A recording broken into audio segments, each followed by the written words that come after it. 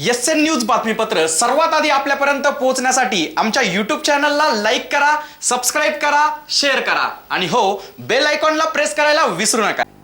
राज्यात चौथा लॉकडाऊन जाहीर करण्याआधी ज्या ज्या परप्रांतीयांना आपल्या राज्यात परतायचे आहे अशांची राज्य सरकारने सोय करून देत विशेष रेल्वे तसेच एसटी बसने त्यांना रवाना करण्यात आले। सिन्नर तालुक्यातूनही हजारोंच्या संख्येने परप्रांतीय रवाना झाल्याने त्याचा परिणाम आता सिन्नरमधील उद्योगांवर तसेच भाजीपाला मार्केटवर दिसत आहे।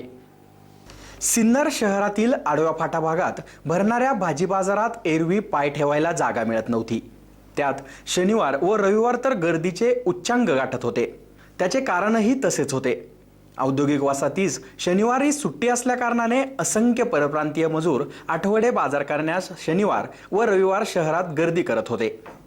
मात्र या लॉकडाऊन काळात असंख्य परप्रांतीयांनी घरवापसी केल्याने दोन्ही औद्योगिक वसाहत सुन्या झाल्या आहेत। त्याचा परिणाम सिन्नरमधील व्यावसायिकांसोबतच भाजी विक्रेत्यांवर झाला असून नेहमी गर्दीने फुलणारे भाजी बाजार शनिवार दिनांक 23 मे रोजी ओस पडलेले दिसत होते। या भाजी बाजारात शनिवार असूनही तुरळक प्रमाणात नागरिकांनी भाजी खरेदीसाठी हजेरी लावली होती। परप्रांतीयांच्या घरवापसीने इतरही व्यवसायांवर त्याचा परिणाम हळूहळू जाणवणार आहे। तसेच लॉकडाऊन काळात भाजी विक्रेत्यांनी नियमित इतर ठिकाणी होत असलेली गर्दी पाहून आपली दुकाने स्थलांतरित केल्याने विविध ठिकाणच्या भाजी बाजारात गर्दीचे विभाजन झाले आहे। त्यामुळे आडव्या फाटा भागात होणारी गर्दी ओसरली आहे।